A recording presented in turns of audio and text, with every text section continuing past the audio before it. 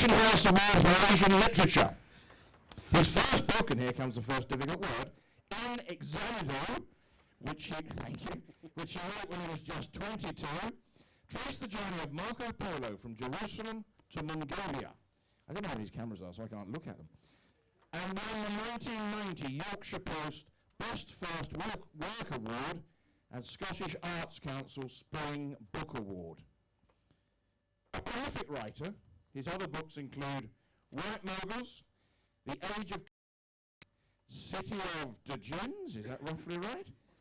9 Lives, From the Holy Mountain and The Last Mughal. His upcoming book is on the East India Company, which of course rings bells with me. He has helped spearhead and direct the largest literary festival, the Jaipur Literary Festival, held each year in the magnificent Digi Palace in Rajasthan. The Jaipur Literary Festival attracts leading writers, thinkers, they're rare on the ground, say that, thinkers and speakers including Varram Seth, Young Chang, Aung San Suu Kyi, oh God, no, I can read the last one, Oprah Winfrey. Really? My goodness. A frequent broadcaster, he wrote and presented 3 television series, Stones of the Raj, that's an interesting title, Sufi Soul, Channel 4, and Indian Journey, PBS. The last of which won the Grierson Award for the Best Documentary Series at BAFTA in 2002. Ladies and gentlemen, we're very proud to have William Dalrymple with us, who is going to talk about the return of the kings, the battle for Afghanistan, and we're doing a special deal tonight. Back to my old roots, love. We're doing a special deal. It's $13.95, but all the books due for that, when they're done, are a tenner. And what's more, it'll sign them. William, it's yours.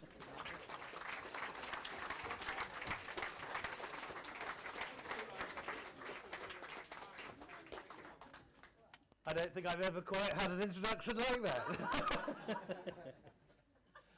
I would love you all to imagine yourself away from Paddington. All my children were born within 300 yards of this place at St Mary's Paddington, 300 yards away. And imagine yourselves instead on a bleak winter night in 1837, out on the steppe between Meshhed and Herat, between eastern Iran and the west of Afghanistan. And a war is about to break out. It's good Frontline Club territory, this. The new Shah of Iran, the Mohammed II Qajar, has announced as part of his coronation speech that he's going to retake for Iran the disputed border city kingdom of Herat, which in Timurid Central Asia is the equivalent of Florence or Siena. It's the center of the greatest university in Central Asia, built by Gohashad. It is the center of where Bizard produced the pictures. It's this great center of civilization. So a name incredibly resonant and a city much fought over right up until the present. And so the Qajar army, the Qajars are these guys, anyone knows 19th century Persian painting, those fantastically long beards, Fatih Ali Shah. This is the son of the guy with the incredibly long beard who had a slightly shorter beard, Mohammed II, and had a liking for blazers and slightly more westernized bits and bobs. Anyway, this guy has marched his army up to the border, and for the last month, the military road from Tehran has been filled with tramping regiments of infantry, regiments of cavalry, pieces of artillery, horse artillery, all heading up the road. And now, in this bleak November night, all that movement has been stilled. All the regiments and the horses and the artillery are all sitting in their tents on the border, ready to go into action in that calm before the storm. And as you're standing on the road, 2 in the morning, 3 in the morning, a single horseman can be heard coming towards you. And as this guy draws closer, you can see that he is a young 22-year-old British East India Company officer, a guy called Henry Rawlinson. And as he gets closer still, you can see that he's completely exhausted. This guy's been on his horse for the last 48 hours without a break. He's been riding from the Tabriz on the Ottoman border right across the length of Persia, trying to get to Meshed before the army goes into battle, because he is, of course, like all good stories of this sort, a British intelligence officer. And he's there to report on the opening of hostilities. But he's bitten off more than he can chew. His horse is exhausted, he's exhausted. The normal, very efficient Iranian post-horse systems, whereby you can go to a caravanserai, change your mount, have a shower or whatever you had in the 19th century, and then get a bucket bath, and then get on a new horse and head off. That's not working because all the horses have been commandeered for the war, and so he's been on the same old nag for 2 days. And as he passes, if you like, you can see this guy slipping in the saddle. And at some point, I don't ride, so I don't know how long you can stay on the saddle when you're fast asleep with a good pair of riding boots and a pair of stirrups. But at some point, he moves from, falling asleep on the mane of the horse to actually slipping off the horse. And at that point, of course, he wakes up, pulls himself together, and realizes that while he's been asleep, the horse has wandered off the military road. And this guy is now in the middle of the desert. Now, even today, even in the middle of the day, the border territory between Iran and Afghanistan is not the kind of place you particularly want to get lost. All the heroin heading to Paddington today has been moved through that route. It is anyway what call in Scotland debatable land, land claimed by several rival parties. And it's full of dacoits. He's understandably nervous to be alone on this road in the middle of the night. And equally understandably relieved when about 6:30, 7 in the morning, the first light of dawn can be seen on the tops of the Kohi Shah Jahan mountains. And he's able immediately to work out where east is, where west is, where he's gone wrong, wheel the horse around and head back wearily towards the military road that he's lost. And he heads back for about an hour till about, let's say, 8:30. And at that point, he sees what he least wants to see, which is coming towards him up what is now in the early light of day very clearly a flat, shallow, dry river valley. Coming towards him, cutting him off from the road that he's trying to regain, are a party of armed horsemen. So what do you do in this situation? You do what is you get off the frigging horse, you hide it at the corner under an overhang of rock or wherever, and you hunker down to see who these guys are. And what he sees in the next few minutes changes the history of Iran, Afghanistan, India, and Central Asia for the next 100 years. Because what he sees coming towards him, actually, I won't quite tell you what he sees coming.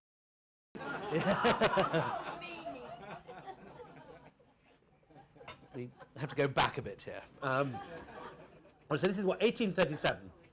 So 1837 is 22 years after Waterloo, the centenary we're celebrating now. And the bicentenary that we're celebrating now. And Napoleon is in St. Helena. The French have been knocked out of the kind of Imperial World Cup, or They've had a sort of Seb Blatter moment of being resigning from the fray. And the only two contenders left for the final, if you like, are the British and the Russians. And between them, these two European forces are dividing Asia between them. But the British to the south is not the British government.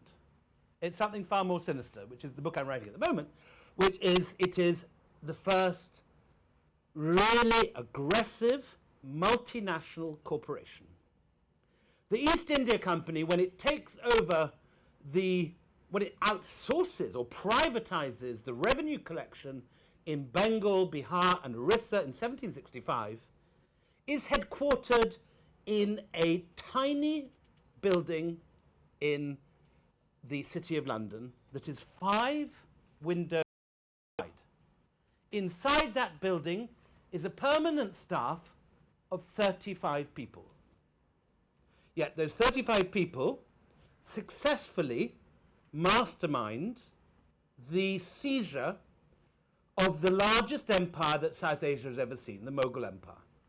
And in as little as 60 years, they take over the entire Mughal Empire. It is the greatest example of corporate irresponsibility, corporate violence, corporate megalomania in world history. There is no modern equivalent to the East India Company. Microsoft does not own nuclear submarines. The Walmart, even Halliburton, or those nasty kind of private militias that Shell run in Nigeria. None of that even begins to approximate the level of corporate violence at the hands that the East India Company can deploy.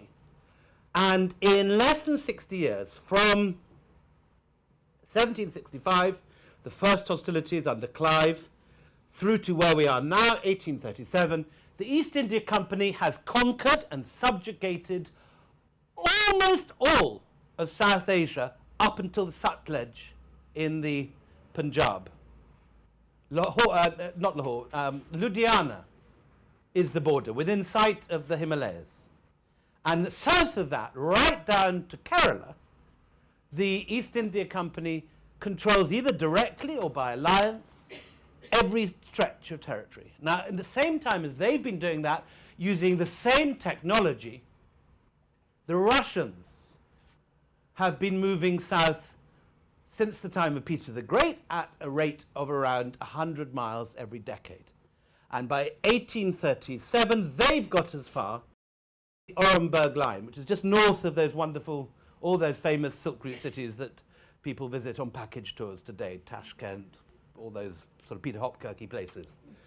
And any old buffer, however drunk on port and gout-ridden, sitting in a club in Pall Mall can see that these two black blots on the map, if you like, the company heading northwards and westwards through India, and the Russians southwards and eastwards from St. Petersburg, or from southern steppe of Russia to Caucasus, towards the Central Asia, that these two are coming together.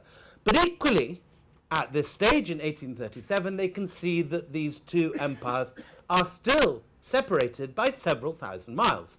In modern terms, there's all the stans: Uzbekistan, Tajikistan, Kazakhstan, Afghanistan, Pakistan, between the company and the Russians. Which is why no one in Whitehall or St. Petersburg will actually finance an expensive new war, however paranoid and Russophobic the two, or Britophobic the two nations are.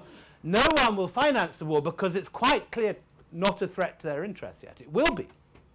These two powers are coming together. At some point they will clash, but they're not clashing yet. So however many Russophobic tracts, the sort of thing Michael Gove writes about Islam today, are being published, thin little ill-researched books are being published, and stoking up unnecessary tensions through ignorance and bigotry, however much that is going on, these two powers are still well separated, and no one will finance a war between the two. Which is why what our man sees Henry Rawlinson on his horse that morning in this river valley, why what he sees is important. Because what he sees coming towards him is not the Afghans, it's not the Persians, it's not the drug runners, it's not the footpads or the dacoits. What he sees coming towards him, and he realizes as he sees it, that this is the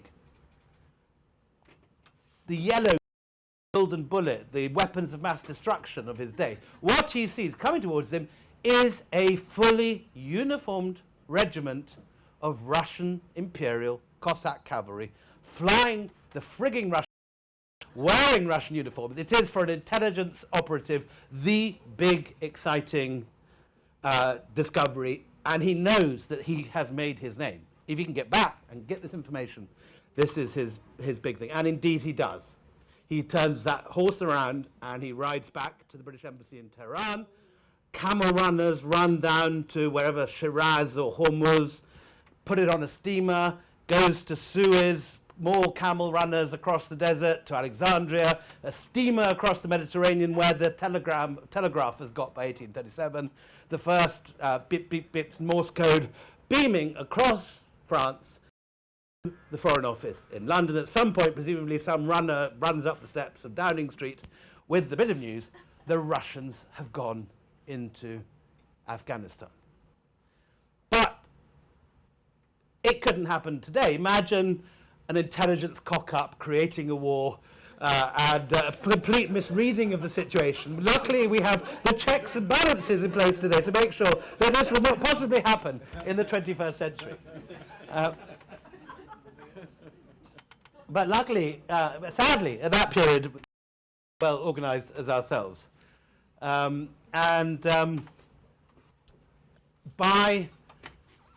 1839, the wheels of war have turned, and a war is planned. The East India Company, which hasn't gone to war in a big way since it took Sultan of Mysore in 1799, has mobilized all its resources, and these guys are heading, are gathered in the plains outside Ludhiana and are ready to do one of the most ambitious campaigns ever, because the East India Company do not have a border with Afghanistan. Between them and Afghanistan is the whole frigging empire, the Sikh Empire, which occupies almost all of what is now Pakistan. Sikhs run a very efficient system, officered in the army by ex-Napoleonic generals married to Punjabi women. These guys run extremely well operated, and so the East India Company is going to have to jump over this empire in order even to get to Afghanistan and start this war. I'm having certain difficulty getting, here we are. So this is the East India Company's #1 asset. This isn't Gimli from Lord of the Rings or one of those endless dwarfs in The Hobbit, but it is Shah Shuja-ul-Mulk, who is the grandson of Ahmad Shah Abdali, the founder of the First Afghan Empire. And Shah Shuja, again, you couldn't imagine today. Imagine today a situation in South Asia where you have a dynastic system which produces progressively less impressive leaders generation after generation. And by the third generation, you have a complete loser on the throne. Well, this indeed is what's happened in this situation. And so Ahmad Shah Abdali is this kind of incredibly sinister figure who is the kind of Afghan. Do you remember RoboCop? Remember that movie where he has his face sort of in half? This is Ahmad Shah Abdali. He's got a leprous growth over half his face, and he sheaths it in pure silver, studded with rubies and gems. And this incredibly sinister figure not only conquers all of Afghanistan, most of Persia, Kashmir, most of what's now Pakistan, but actually, in his greatest victory in 1761, defeats the massed Maratha armies who've destroyed everything that's left of the Mughal Empire up to that point. And the Maratha army is not just defeated, but absolutely wiped out at the Battle of Panipat. So this sinister character has a less impressive son called Timur Shah, who's buried in Kabul. Anyone that visited Kabul, as I'm sure many in this room have, will know that lovely tomb that Timur Shah has just south of the Puli Chisti Mosque. And then his son is this guy, who is great gardener, loves gems, writes beautiful poetry, but has absolutely no idea at all how to fight a battle. And he loses his instrument by the age of 21. And then, to sort of crown that, he goes off to Lahore, where Ranjit Singh, who we have a picture of somewhere also, if this thing can work. This is going to be very tough, so it takes this long. Ranjit Singh on his elephant. Ranjit Singh gulls him of his last remaining possession, which is the Koh-i-Noor diamond. And so Shah Shuja arrives at the border point at Ludhiana, having escaped from imprisonment by Ranjit Singh, totally penniless.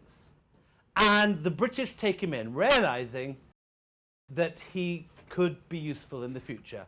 And the British give him a small pension, a nice haveli, a phantom court, and all this paraphernalia goes on for 30 years nearly, between 1807 and 1839. And they know that one day that's going to be a useful investment, and that investment comes now.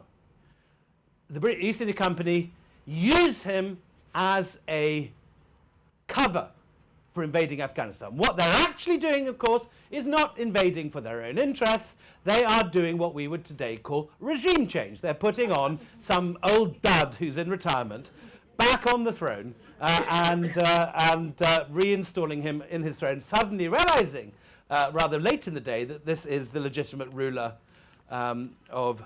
Where am I pointing this? Here we go. So, yeah, this character, this is a fascinating character called Vitkovich, Ivan Vitkovich, who turns out he is the character leading the Russians into Afghanistan. Now, contrary to the impression that Rawlinson has given that the Russians have ridden into Afghanistan, he in fact has misinterpreted completely what is actually an unofficial diplomatic mission that is going in to explore opening diplomatic relations. It's not an invasion. It doesn't mean the Russians are taking over Afghanistan. It's just an exploratory visit to try and see how these things are going to, whether the Russians can open relations. Vitkovich, extraordinary character, originally a Polish nobleman, opposed to Tsarist rule. Age 14, he scribbles some anti-Tsarist doggerel on a blackboard in his school, and is sentenced, along with the rest of his class, to life transportation to the Caucasus. Most of the rest of his classmates commit suicide. Vitkovich survives by going over, and he becomes a secret intelligence agent working for the Russians, having learnt all the languages of Central Asia, and Arabic, and Persian, and Ottoman Turkish. And he is now the kind of main Russian player in this game. He's leading that troop into, but it is just an exploratory expedition. So there is no Russian invasion of Afghanistan. There is no Russian army in Kabul. Instead, Kabul is being run by the man in the center here, Emir Dost Muhammad, who has done a far better job than Shah Shuja in uniting the country, establishing law courts, reconquering all the, suppressing all the warlords who run the different cities like today, Emir Dost Muhammad is actually a good guy and not opposed to the British at all. He's very open to diplomatic relations. And Vitkovich's British counterpart is this character, an oversexed Scot called Alexander Buzz. He's the kind of Rory Stewart of his day. And he's published a book. He's got the Royal Medal of the Royal Geographical Society. As a result, all his superiors hate his guts. So when he writes these very reasonable letters from Kabul saying there's no need to mobilize the army, this guy is totally open to persuasion, we don't have to do a single thing, this is absolutely easy, we just have a quiet negotiation, the Russians will be out of it, don't worry, he's completely ignored. And particularly this old fool called Macnaghten, of whom we'll hear a lot more, overrules his missives and another old fool called Wade, who's the kind of M of his day, sitting in Ludhiana, running all the, say this is some young whippersnapper, knows nothing, don't listen to a word he says, and they don't listen to a word he said, and so they go to war completely unnecessarily. And Burns is right.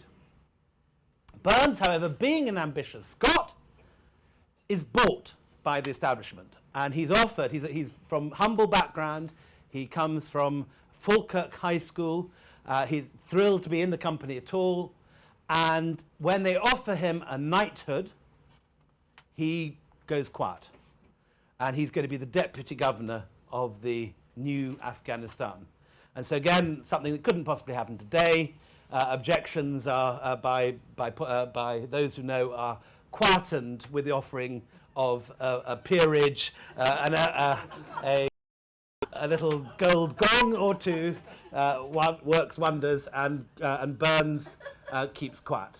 So 1839, 2 years after that first sighting,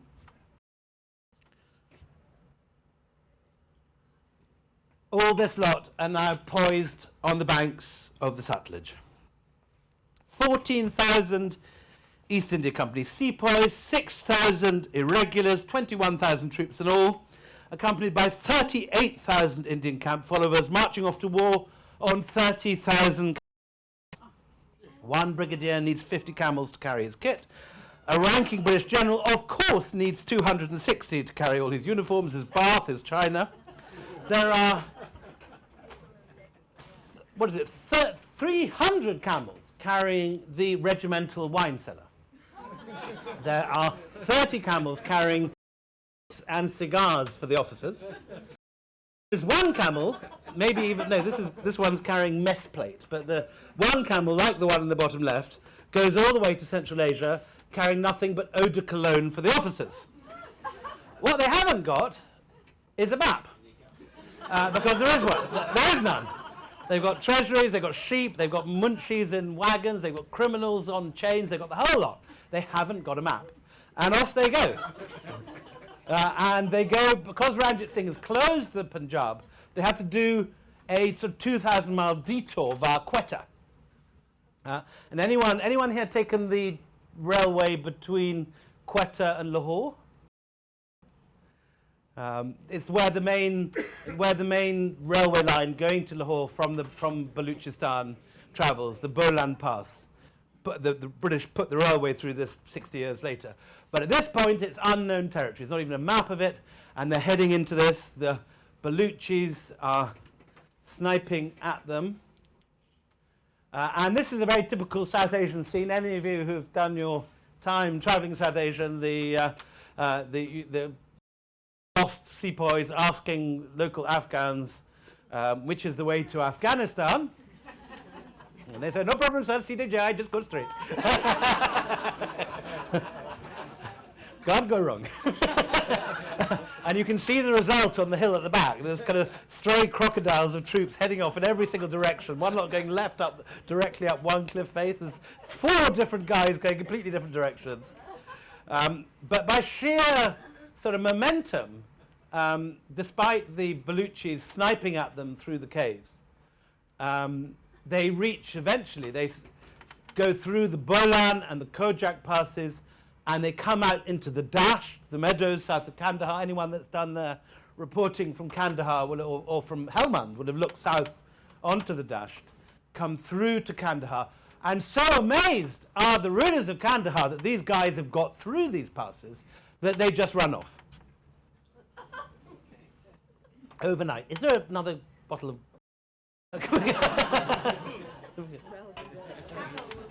Some nice, big, meaty red would be... Anyway, so, sorry. Thank you, Phoebe. That's very sweet of you. The workman needs his... So here we are in Kandahar. That is the tomb of Abid Shah Abdali, still there, modelled on Safdarjung's tomb in Delhi. This is where Mullah Omar went when the Americans were about to invade, got out the cloak of the Prophet and called all Afghans to rise up. This is where Shah Shuja goes. and he rallies, he goes and visits the grave of his grandfather, seeks his dead grandfather's blessing, his barakat, and it all looks so far so good. They've lost huge numbers of sepoys through sheer bad planning. They were wearing winter uniforms, walking through the deserts of Baluchistan in high summer temperatures. The road from Ludhiana to Peshawar is 3 weeks' march. It should have been a completely easy thing, but because at the last minute Ranjit Singh closes off the Punjab, they have to do this enormous loop, and they lose a quarter of the army just through not knowing where the wells are, not bringing enough water, not bringing enough food, through sheer misplanning, not through enemy action.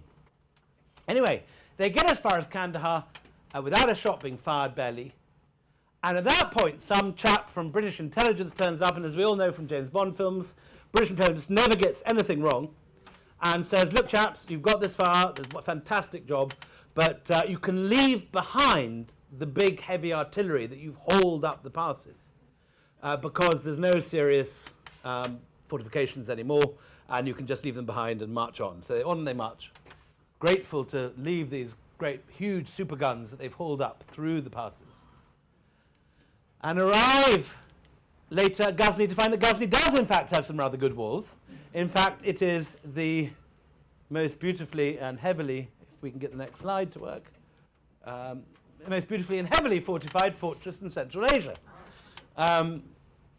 Nonplussed by this, the British, some gallant chap, volunteers to roll a barrel of gunpowder at the front gate, and the troops, having done a feint attack on the back, go in through the front, and they capture it in one night. They arrive at 9 in the morning in front of Ghazni. They've captured it by 9 at night without a single piece of artillery.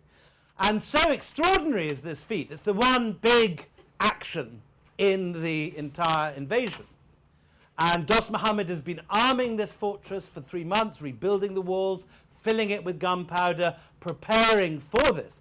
But so dispiriting for the Afghans is the loss of this city without artillery in one day that Dost Muhammad gives up. Oh, good, thank you, fantastic. Gives up the ghost, and he heads off to Bukhara, where he's promptly arrested. And again, readers of Peter Hopkirk, and there was a murmur of appreciation when that great name was mentioned, will know that what happens in the pit of Bukhara, this lice-filled, vermin-ridden pit into which the Emir of Bukhara throws people. And poor old Dost Muhammad is thrown into that pit on arrival by the Emir of Bukhara.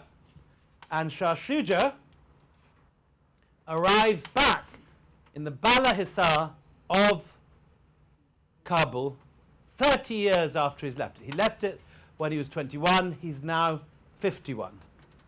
And it looks pretty good. Here is Shah Shuja back on his throne.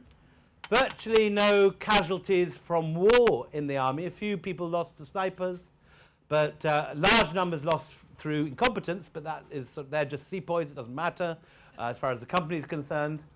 And rather like the Americans in early 2002, there's a hugely smug reaction. All the hawks are vindicated. This difficult undertaking, which every British expert on Afghanistan has said is almost impossible to pull off, this leapfrogging over the Sikh Empire, going through the Bolan and the Kojak passes, they've pulled it off. They've taken Afghanistan. But in the overconfidence of that pride at conquest, it comes the inevitable hubris that follows. And maybe open the curtain, because this is not sort of working, I think.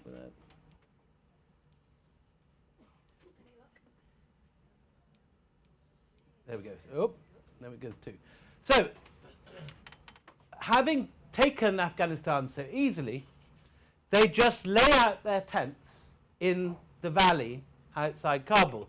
And even the incredibly dim Scottish chaplain of the force, who's a man called the Reverend Gleig, writes in his diary, "This is no a very defensible sight." And the Reverend Gleig, God bless him, has a point. Because as you can see from this slide, it is overlooked by every hill in Afghanistan. And you've only got to kind of roll a pebble down the hill.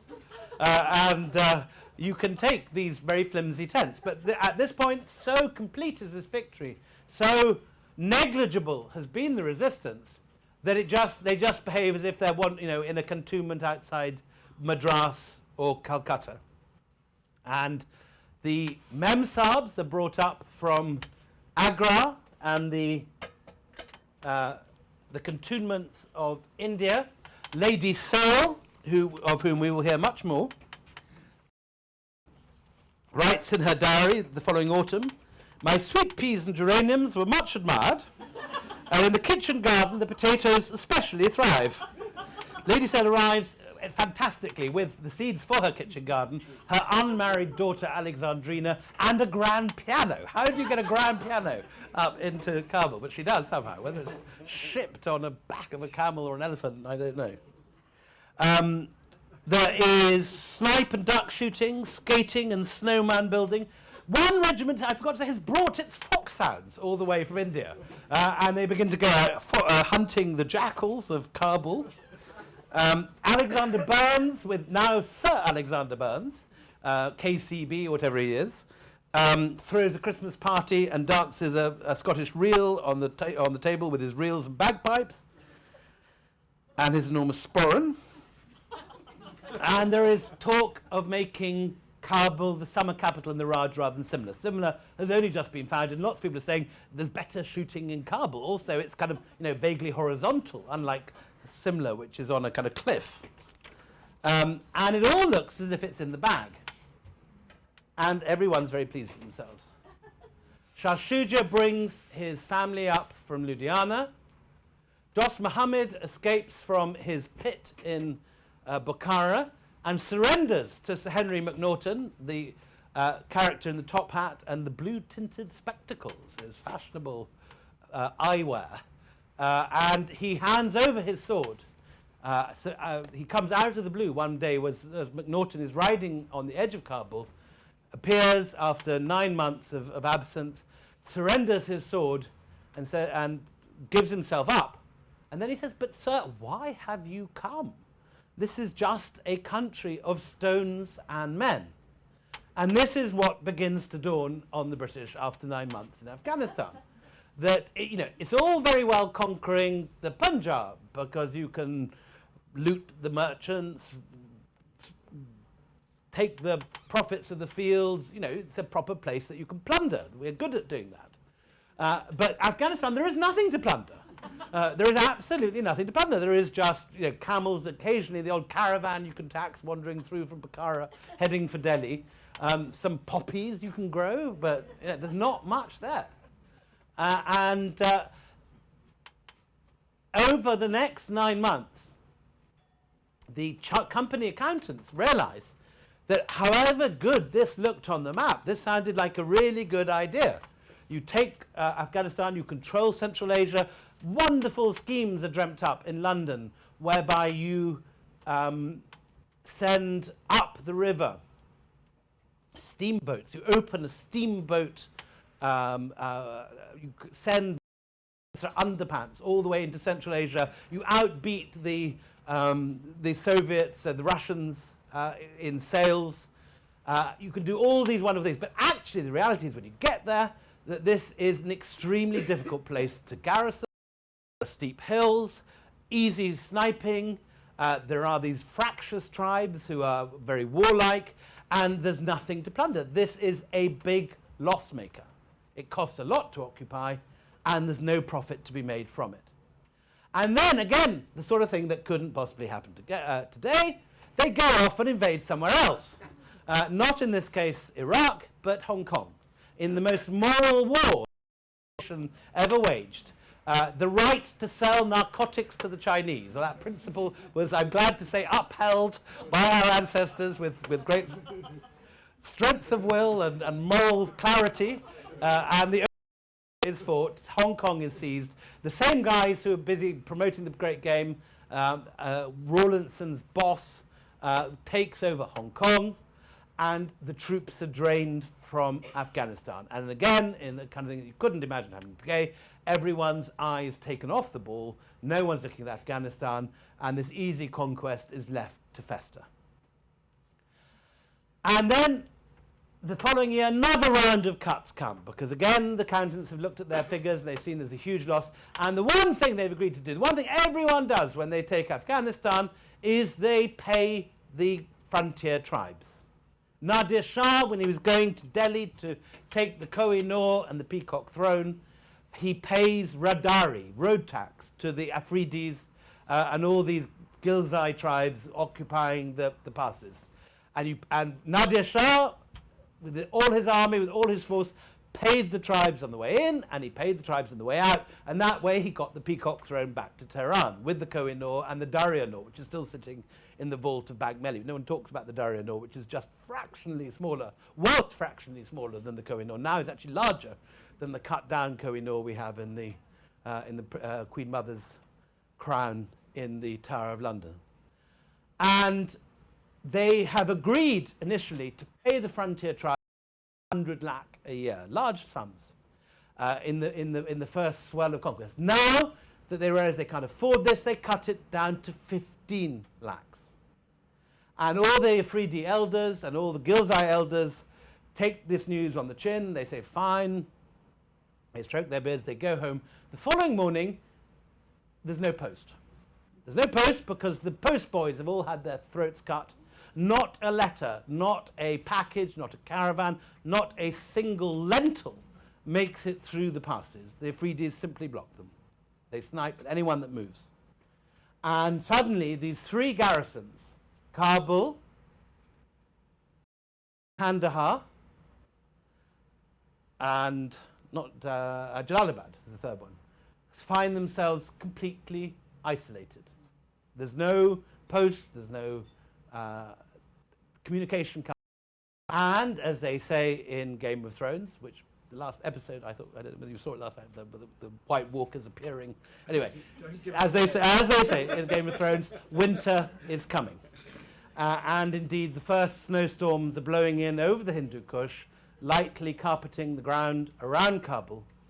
And at this moment, with the frontier closed, the garrisons cut off, winter on its way, the first snow falling, this is the moment that old Alexander Burns decides, who's been out of a job since he got his knighthood, decides to seduce the girlfriend of Shah Shuja's leading warlord in Kabul, who is a man called Abdullah Khan Achakzai.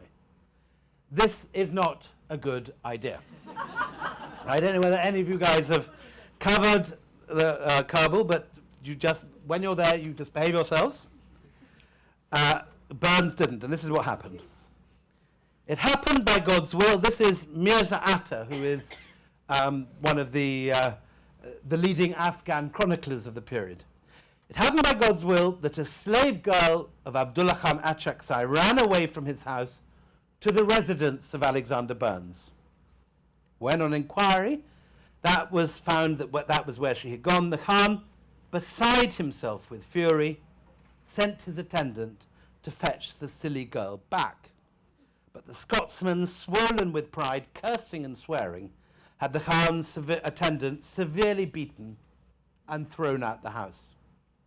The Khan then summoned the other Sardars and said, "Now we are justified in throwing off the English yoke. They stretch the hand of tyranny to dishonor private citizens, great and small.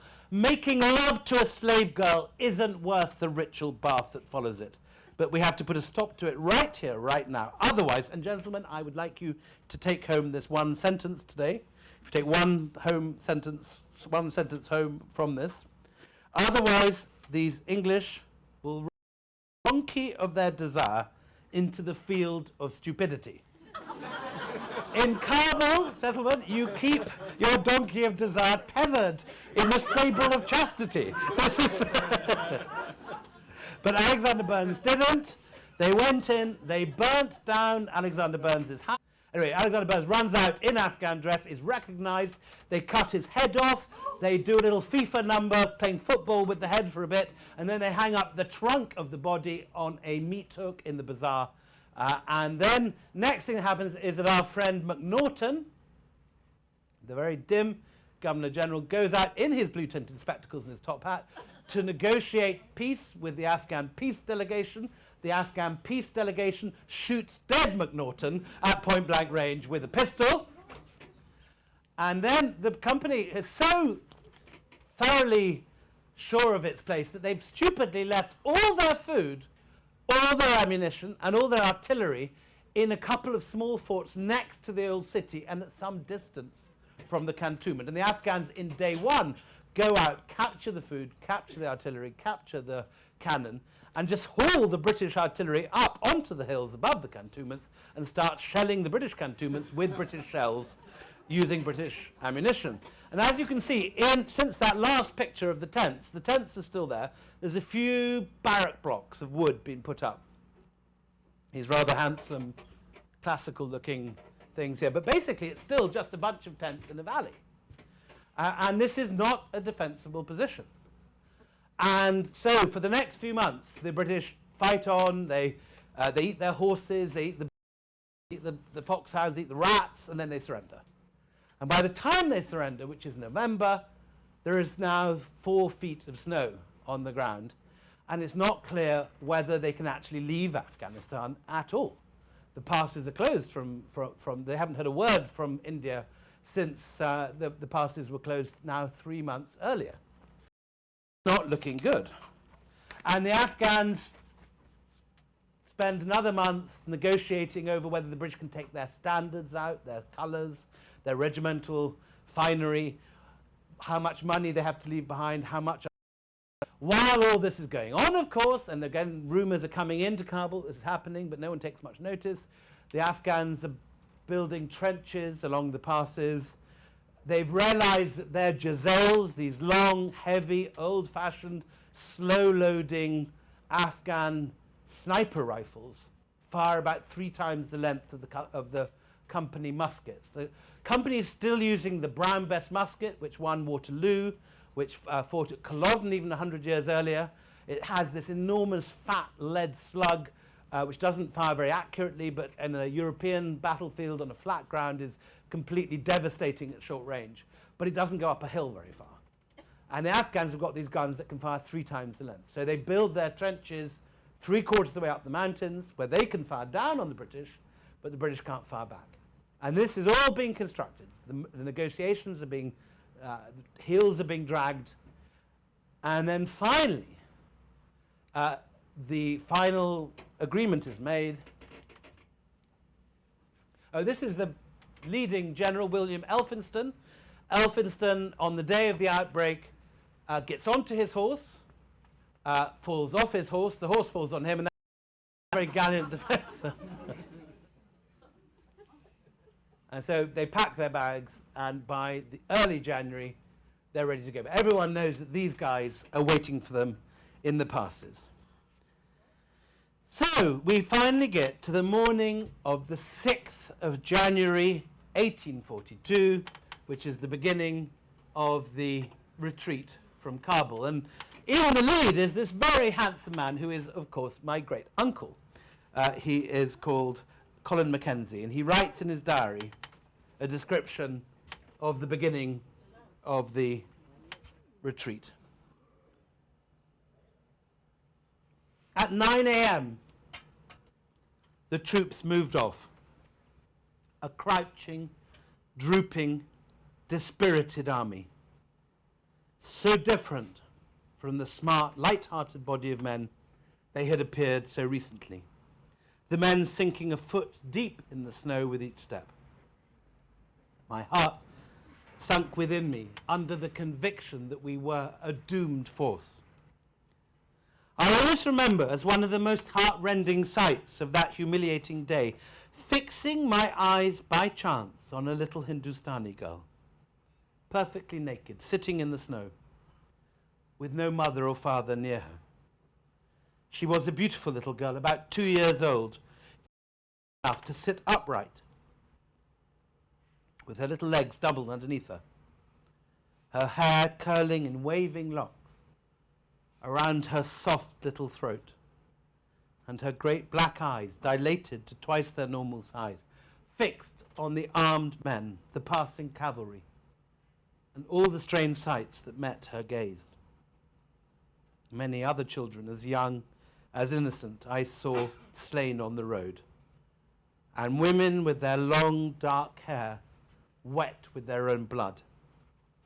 The rearguard had to fight the whole way to Bagrami and pass through a literally continuous line of poor wretches, men, women and children, dead or uniforms. Off they go. The infantry come next, march out. The baggage carriers follow the poor old Indians. There are, of the 18,000 troops, 18,000 men, women and children who leave the cantonment that morning, only 4,500 are troops. The rest of them are 12,000 camp followers, saises, chowkidars, kitmagars, all the colonial paraphernalia. And these guys are kind of left on their own, carrying the tents and the whiskey bottles and what's left of the Madeira and all the rest of it. Lady Sale's grand piano, for all I know. And of course, the Afghans just pour out of Kabul, and they land on these guys, take all they can, and head back into the city. So that by 6 o'clock, when the cavalry have reached the camping site at Bagrami, they get off their horses. Where's my bearer? Where's my tent? Where's my bath? Where's my whiskey? No bearer, no bath, no whiskey, no tent. 9 o'clock, not only is there no whiskey and no tent, they can see the whole horizon is lit up bright orange because all those gorgeous classical barracks have been set on fire. There's no going back. And now it is minus 20, down to minus 25 by the bottom of the night.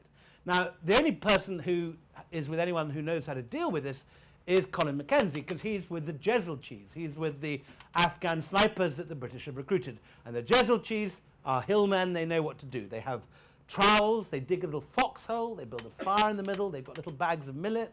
They make a little meal for themselves on the fire. Then they lie around the fire with their feet facing it, put all their cloaks around them, on top of them, unfurl their turbans, smother themselves with all this, and use their body heat to keep themselves a comfortable night. Lots of men either side of you, but it keeps you alive. But the poor old Hindustani sepoys and the camp followers, few of whom have ever actually seen snow before, just lie down on the snow. And at minus 25, quite a lot of them don't get up the following morning. Those who do get up wake up to find that their fingers are black, that their feet and toes are black, that they've got frostbite. And all they can do is stumble around on their stumps, unable to move. They can't use an operator musket. This is night one. So 18,500 men, women and children leave the British cantonment on the 6th of January. The morning of the 7th of January, there are only about 13,500 left alive. And this man comes up behind Wazir Akbar Khan, the leader of the Afghan resistance, and he drives like a shepherd with his sheepdogs this entire ragged force into the Khord Kabul Pass, where has been prepared the mother of all ambushes. Lady Sale is at the front with Skinner's horse. They open fire when they're about a mile in the narrowest point of the pass. The confusion was fearful. We had not proceeded half a mile when we were heavily fired upon. The pony my daughter rode was wounded in the ear and the neck. Wonderful piece of British understatement coming out. I fortunately had only one musket ball in my arm. 3 others passed through my cloak near the shoulder without doing me injury. The pass completely choked up, and for a considerable period we were stationary under heavy fire. That night, the sepoys and camp followers, half frozen, tried to force their way into my bed and into our tent. Many poor wretches died around the tent that night. Many women and children were abducted. So, 18,500 leave Kabul. 13,000 go into the Khord Kabul Pass. 8,000 come out the Khord Kabul Pass. Those 8,000 then climb the Tezin Pass, where at the very top they get caught in this fabulous snowstorm, this terrible blizzard. 3,000 come down at the bottom, again at the narrowest point of the Tezeen Pass, another treat has been arranged for them. The Afghans have put up a holly hedge blocking the way. And these guys, most of whom are now snowblind, stumbling around with black fingers, unable to walk, unable to crawling forward, they hit the hedge at about 6:30 at sunset. They can barely see it. What's left of the cavalry ride over the infantry. It's a complete goat fuck. 300 men only make it over the holly hedge that night. And we can get this thing to work.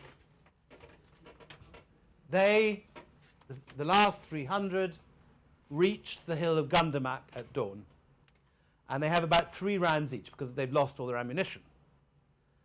And they form a square, the last resort at this stage in history.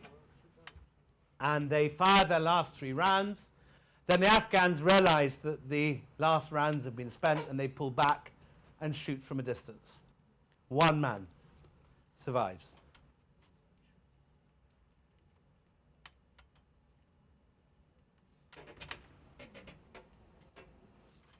So, 15 cavalry make it as far as the Nimla Garden. They've somehow managed to get up round this holly hedge. They've ridden around it. They can't jump over it, but they found a way over the hill. They've made it through the valley. They arrive at the Nimla Garden, built by Shah Jahan, one of the great stopping places of the Mughals. We always talk today in the tourist literature about going up to Kashmir for the summer, because Kashmir is still part of India, but actually they went as often up to Kabul. And there's a whole range of lovely Mughal gardens built by Shah Jahan at every on the way.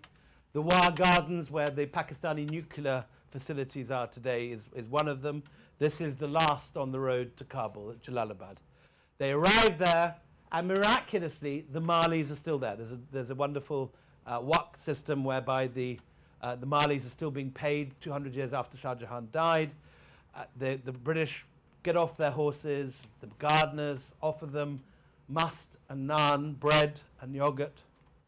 And then as the British are having their breakfast, the gardeners clobber them to death with their spells and finish the whole lot off. 1 man, Dr. Bryden from the Black Isle, a good Scotsman, makes it into Jalalabad. 1 man out of 18,500. That's only 6 days after they set off from Kabul. And famously, Dr. Bryden's horse dies on arrival, but Dr. Bryden survives. Dr. Bryden then survives, incidentally, the siege of Lucknow, the next great sort of imperial catastrophe. People mown down all around him, Henry Lawrence dead, 1857. Dr. Bryden dies, an old man of 95, in the Manse Islands, and is buried with his collie dog on the shores of the Bewley Firth, having survived these 2 enormous carnages. So, whole army wiped out at a time when the British, using the latest artillery and the latest industrialized form of warfare, are used to just wiping out less well-equipped armies across Asia. An army has not just been defeated, it has been completely wiped out, an unparalleled catastrophe. So for the British, this is their big broken nose. This is their big humiliation of this period, almost their only major complete humiliation from this period. But for the Afghans, this is their big. Burn is to the Scots what Yorktown is to the Americans, what Garibaldi in the Risorgimento is to the Italians, what Michael Collins in East of Rising is to the Irish, to the Afghans. And Wazir Akbar Khan, who led the uprising, has the diplomatic area of Kabul named after him to this day. And for Afghans, this is their big national central story. I suppose what the defeat of Hitler was for my generation growing up. Mirza Atta writes these fabulous reports in his chronicle. The English love gold and money so much that they cannot stop themselves from laying their hands sunk without trace. For it is no easy thing to invade and occupy the army of Khorasan. These English hoped to establish themselves in Afghanistan, to block any Russian advance, but for all the treasure they expended, for all the lives they sacrificed, the only result was ruin and disgrace. If the English had been able to take and keep Afghanistan, would they really have left this land where 44 different types of grape grow, and other fruit as well? Apples, pomegranates, pears, rhubarb, mulberries, sweet watermelons and muskmelon, apricots and peaches, and ice water that cannot be found in all the plains of India. These Indians know neither how to dress nor how to eat. God save me from the fire of their dal and their miserable chapatis. Mirza Atta signing off on Indian cuisine. You can't even get a decent naan. So just a few words on researching this book. What was so extraordinary, of course, writing this book was seeing all this. I started this in 2006, just as the thing was beginning to slip. And you saw history unfolding again in exactly the same way. In 2006, it was still possible to go quite easily from Kabul to Jalalabad by road, and then gradually it got less and less easy. You had to start hopping by plane. The roads were difficult. The same areas that had been tricky before were tricky again, and on the same tribal fractures, because it was, as it was in 1942, an internal Afghan battle between the Duranis and between the Ghilzais. Ghilzais were the poorer tribes, the ex-nomads living in the hills. The Duranis were based in Kabul.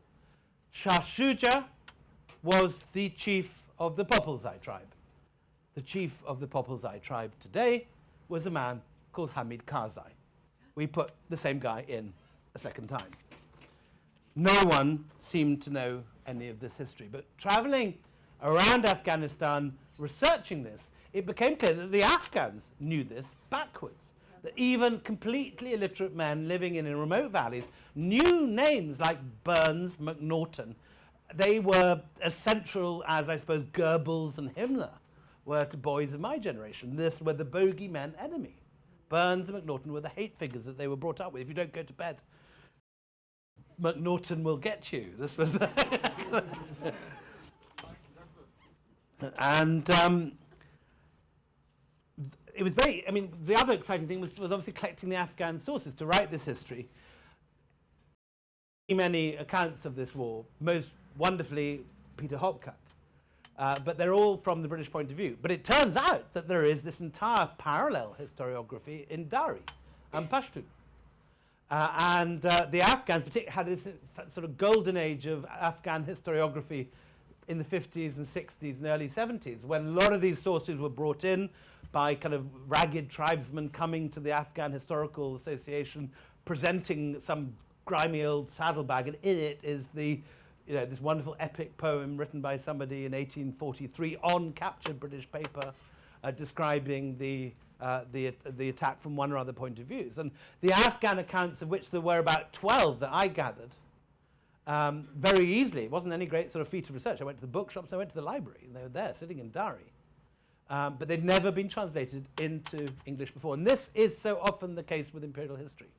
You have such rich British sources and English sources that no one bothers to use the Dari and the Pashtun, and in India the Urdu sources. And they're all there. And so you often have two parallel streams of historiography. The English language accounts using English language sources, and the Urdu or the Dari accounts written by Dari or Urdu speakers that don't use English but use this other rich theme. And the key is to try and bring these things into confluence. And if you can, you get both sides. And you discover, for example, that the British don't understand that this uprising that they see rippling around them, which they assume is premeditated and centrally organized and incredibly well planned, is in fact totally spontaneous. that there are 5 or 6 different factions, easily splittable from each other, that they are simply unaware of. Their own wars. There's the royal party in the old city, there's the Ghilzai party in the second fort, there's other guys sitting in the Shah Bagh who have totally different agenda, and so on. And each of these have different sources giving their different versions. There are also, since Peter Hopkirk, this sort of great, as everyone's been sort of downsizing their houses, endless old diaries have been turning up in attics in the home counties. And you go to the British Library today, you drag these things up and you order up, you see something rather boring looking in the catalogue, the Diary of Ensign Stapleton. You order it up, X31C31, up it comes half an hour later, you get it out of its packet. And you look at this thing, it's soaked in blood, and there's a kind of sword thrust through it, and then there's this last letter saying, my darling Maud, I'm now bleeding to death, I know I'll never see you again, my darling. And this whole sort of weeping, and you're sitting there looking around you. All these PhD students sitting on their laptops. And this incredibly moving document that no one's ever seen, literally soaked in blood, is sitting in front of you. And also all this stuff is there. And the next thing that happens is that the British come back the following year and do this sinister army of back. And all this is happening, all this retreat is happening in the snow. They come back, spring comes, and the snows melt. And the army of retribution moves back through these newly thawed corpses that have been perfectly preserved. And this incredibly return to Kabul the following year takes place. But on the course of that retribution, they harvest the sources. So all these diaries and these letters that have been shoved in some captain's pocket or left on the ground beneath some corpse, taken home and sent to some wife or girlfriend or daughter or widowed child. And you access these things, and these incredibly moving documents are sitting there. So you put these two together. But you can't write this sort of history unless you actually redo the roots, so that you can't write anything unless you know where roughly you're talking about. And doing the route of the retreat, it turned out that Gundamuk, this hill, backs onto the white mass behind is Tora Bora, the route of a previous retreat and a previous last stand. And so when I was in 2009 wanted to try and do this retreat, I had a stroke of luck. There was this guy called Anwar Khan Jagdalik, who'd just come in from the Taliban, was now in Kabul. Karzai had negotiated him back into the government, and he took me with him to the village where his ancestors built this holly hedge. All of them knew the story. And I wanted to get to Gundamuk because this was the famous place where famously the bones of these poor guys are still sitting at the top of the mountain.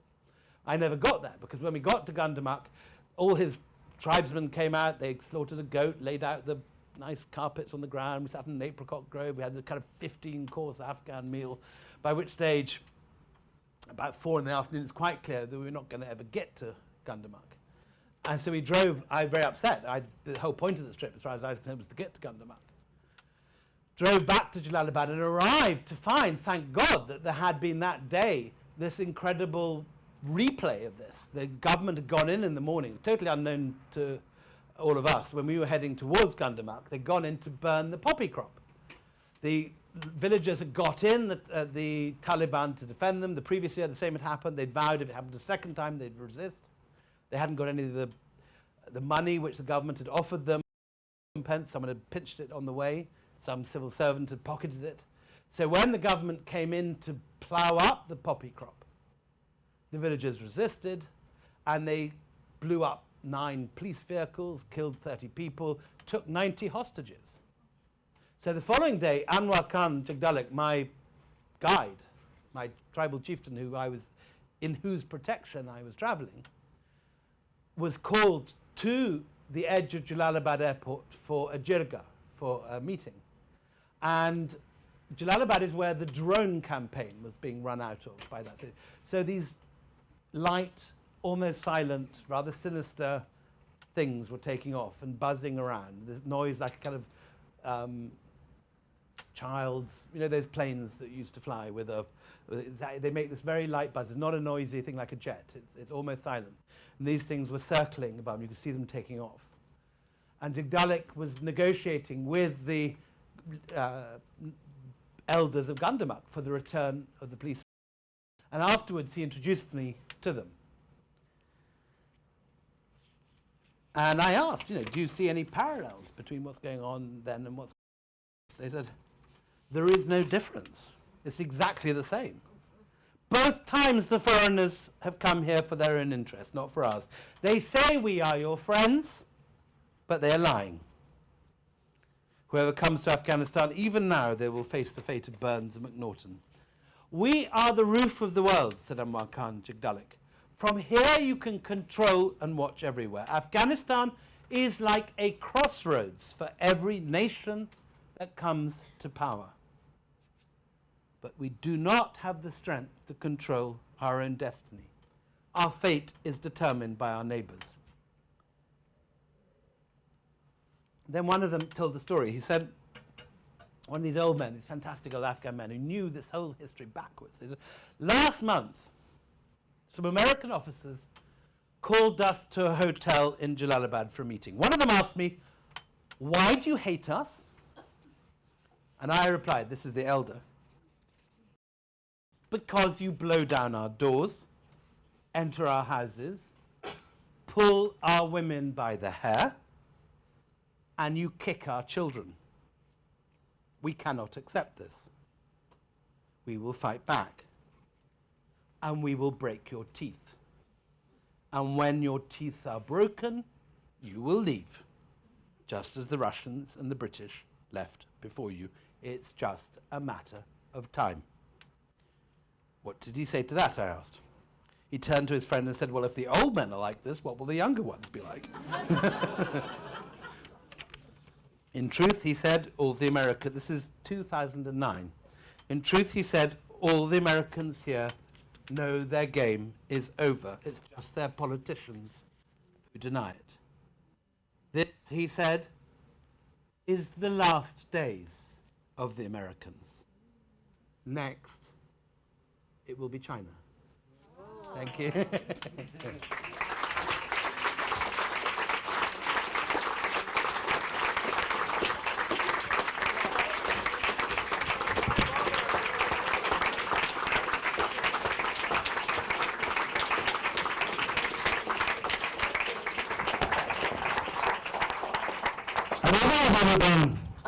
As privileged as to introduce anything so excitingly interesting. It was fantastic, William. Thank you.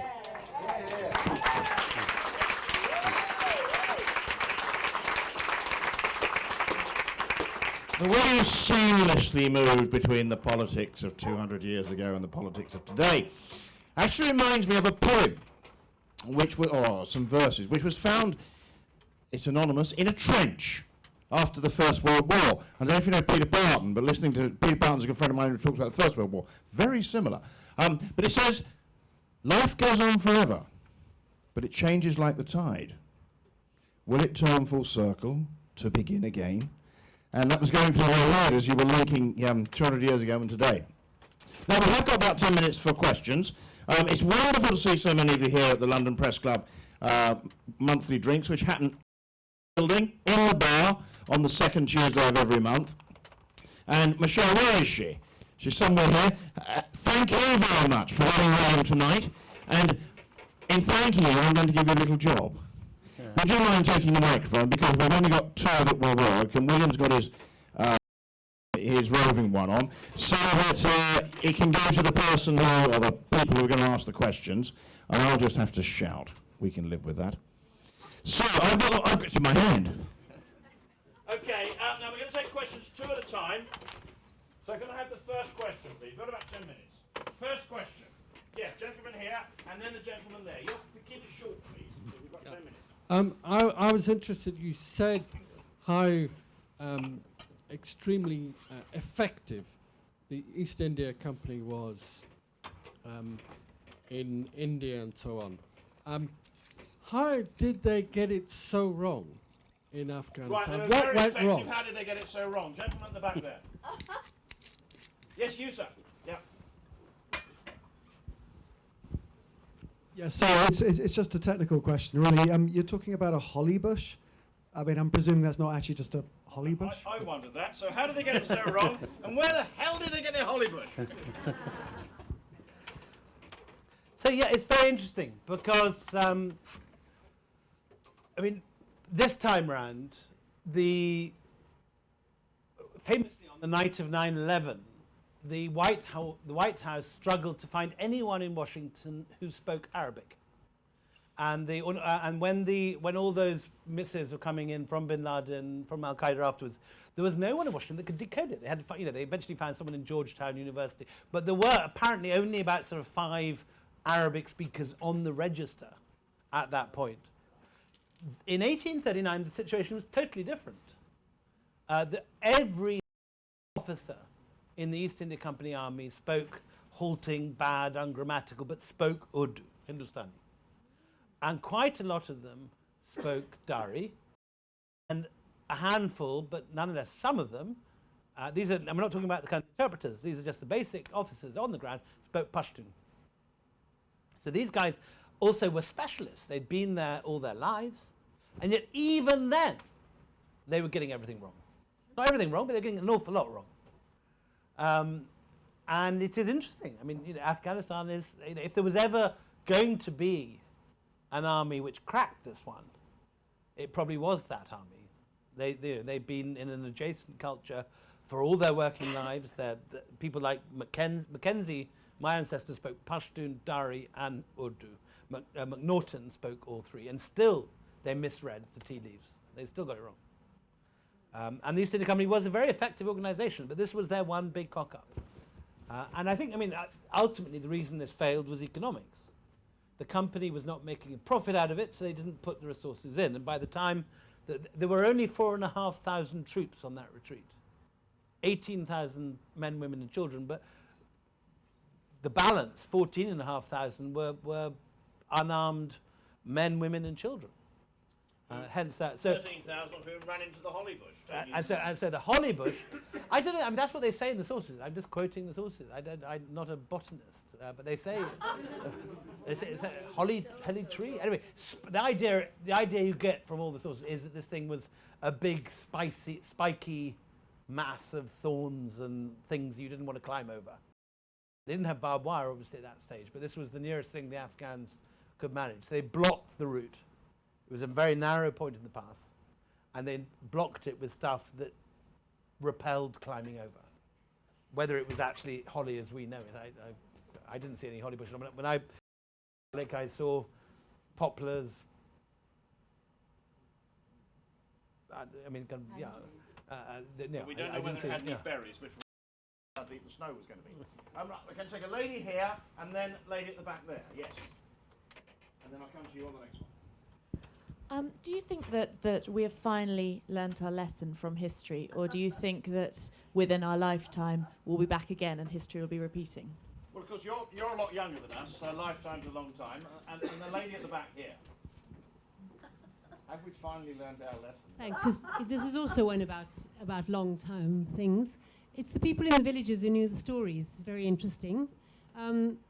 It's a long time that story lasted. Long time. Oh. And the means of transition is older people telling younger people. I mean, when you say they really knew the story backwards, it'd be really nice to have some more details on it, because it's an astonishing thing, that. That happened in the UK as well. So we've got stories being handed down, and have we learnt our lesson? Well, I think in a sense it's too late to learn the lesson, in that I think this chapter is over. I think next isn't, if it isn't China, it's Pakistan and India fighting out in Afghanistan. My understanding of that story is that it's a triangle now between China, Pakistan, and India. And that in that complicated relationship, I was in Shanghai, and I gave this talk at the Shanghai Literary Festival, and I happened to see in the crowd an old American friend of mine called who is one of the great American experts in Afghanistan. I said, "What the fuck are you doing in Shanghai, Barney? This is not your beat." And it turned out that there was this big American delegation in Shanghai, which involved Barney's an academic, but with him was some CIA and some American US Army.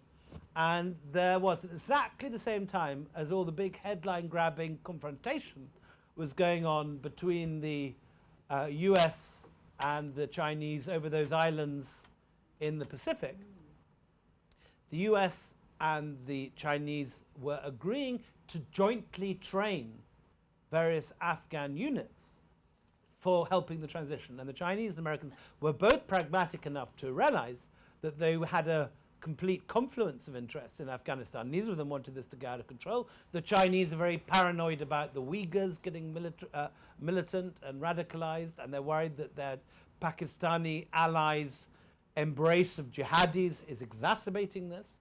And so there is a double thing the Chinese are doing. On one stage, they are still got their alliance recently renewed with mutual visits between Nawaz Sharif and Beijing to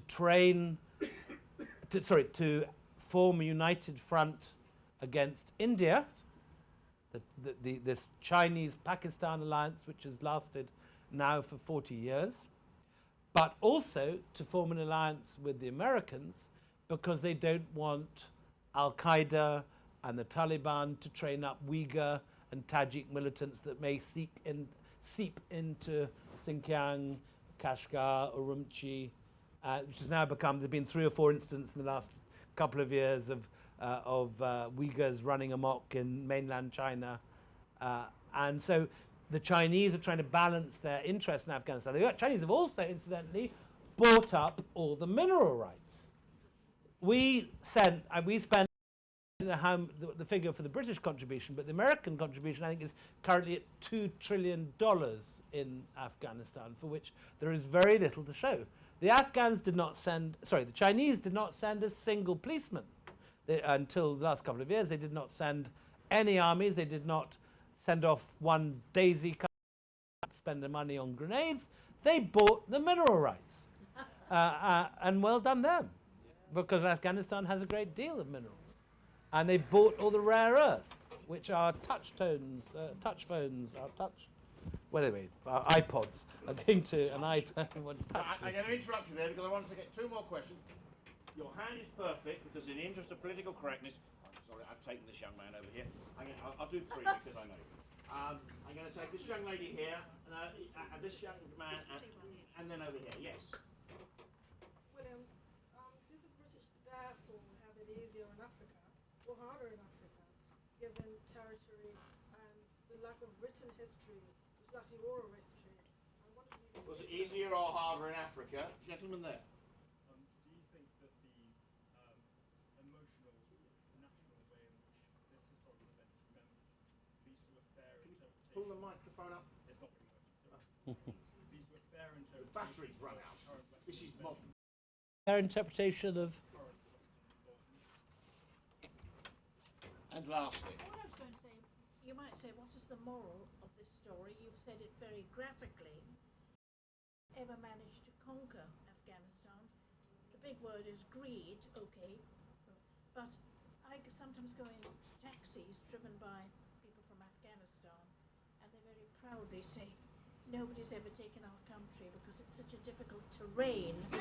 You've got tribes here, tribes there, and they're wondering why people are trying to come in and take them. You see, so going back to the question over here, to bring that all together in the end, William, has the international community, because yes, the Chinese are now coming forward, has the international community learnt the lesson that actually it's not very good having a day trip to Afghanistan?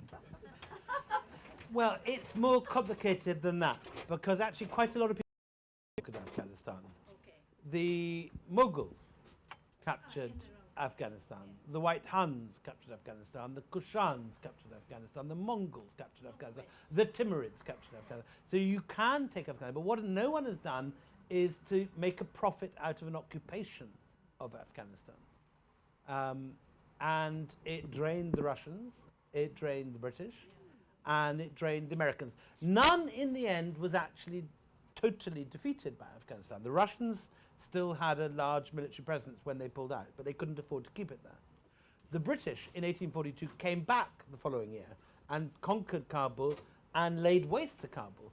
But they moved out because there was no profit to be had, and it drained their resources. The same is true ultimately of America. America wasn't actually defeated by the Taliban, but they were worn down by the Taliban. They couldn't maintain, economically, they couldn't maintain the occupation. It was costing them, whatever it was, $500 billion. Can we bring that back to the question about Africa? Where did we make a profit? Africa, I don't know I actually don't know the history, so I can't answer properly. What I do know is that obviously the Chinese, like they are doing in Afghanistan, are finding new ways to make political influence profitable. And what they do is they do not send armies in. They do not send huge relief missions and aid packages. What they do is they buy mineral rights, they set up extraction units, they do business. And ultimately that may be the answer. It's doing, you know, it may be exploitative, but it's also profitable for a lot of African middlemen. And certainly in Afghanistan, I've been to Mezainak, where there's the largest copper deposit in the world. Copper, an essential part of car manufacture and anything involving heavy engineering, you need copper. And the largest copper deposit in the world is at Mezainak. The only problem is that it's on top of the largest non-excavated Buddhist Silk Route settlement discovered in recent times. And there's been this rescue operation to try and dig up what they can of this Silk Route city. Something like 3,000 Kandahar Buddhas dug up and all this sort of stuff. A lot looted, inevitably. But the I think agricultural areas where they're planting crops en masse. The produce Chinese? goes to China, yes. Are they? I didn't know that. Yeah. Well, because in the 50s it was stated that the Russians wanted to conquer the world with a tank, and the Chinese wanted to conquer the world rather more subtly and rather more slowly, and that I think is what you're saying is happening. Certainly, in the problem in China with the Chinese at the moment is that they're taking such losses in Mezainak that having invested in these minerals, they can't afford now to extract them and so there's this huge Chinese mine settlement with barrack blocks for all the miners, and it's empty. It's just guards because the Taliban have fired rocket propelled grenades into it. So this big Russian investment is not currently being reaped, and hence this double game that the Afghan government at one hand training the troops, on the other hand embracing the Pakistanis and trying to persuade them to embrace more serious anti-radical methods. I think this is a conversation we can carry on all night, and the bar will be open. So we have to draw to a close now because we're allocated 9:30, and it's now 9:32. William, you have been fantastic. Thank you very much. You can't leave your book. The show will again. Thank you for getting William here. All these books tonight are a tenner. They are an absolute bargain. So can we get one? Get it signed? God, we should have a barrow out on the street next week. I'm just going to have one commercial, which is on the 13th of July. I'm not sure where it is. I've forgotten. But on the 13th of July,